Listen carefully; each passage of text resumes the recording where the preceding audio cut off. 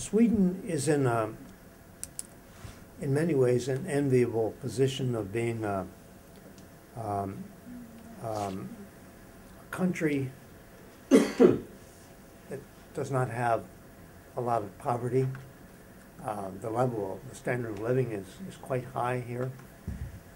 What I think Sweden has the luxury of doing is becoming a model. I mean, for example, in the United States, we look at recycling rates. And recycling rates in cities in the United States of urban waste range from 20% to 70%. San Francisco is at the top with 70%. They've reached that now, and the new goal is 75%. But I think we need some breakthrough thinking in this area. How do you design a recycling system that recycles everything? And I think it's entirely possible. And it's not just the recycling, but how do you design an economic system that doesn't produce a lot of things that need to be recycled? For example, the bottled water industry. There is now in the United States a growing resistance, particularly among environmentalists and city mayors and so forth, against the use of bottled water. I mean, the idea that local governments were using taxpayers' money to provide bottled water that costs 1,000 times as much as tap water. But this has been discussed extensively in Sweden, and rates of buy rates of bottled water have gone down substantially. Great. Is that correct? Yeah. Yes. Great.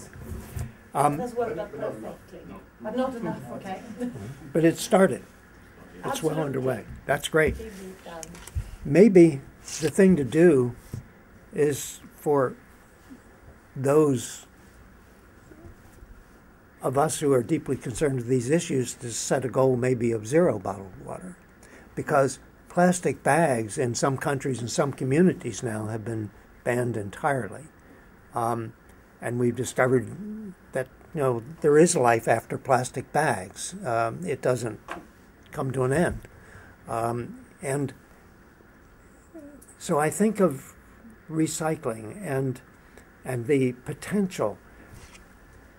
When we think of energy efficiency, we don't usually spend a lot of time thinking about recycling, but recycling, reusing, and reducing the number of things that need to be recycled saves a lot of energy. And so it's a great way to cut carbon emissions. And it would, I mean, why? Because it's always been seen as a leader, Sweden could become, in many ways, a model for the rest of the world. Sweden's well-educated, affluent, socially responsible, certainly compared with many other countries. But maybe we need a breakthrough at the national level that'll take the game to another level, as it were. And why not? Why not Sweden?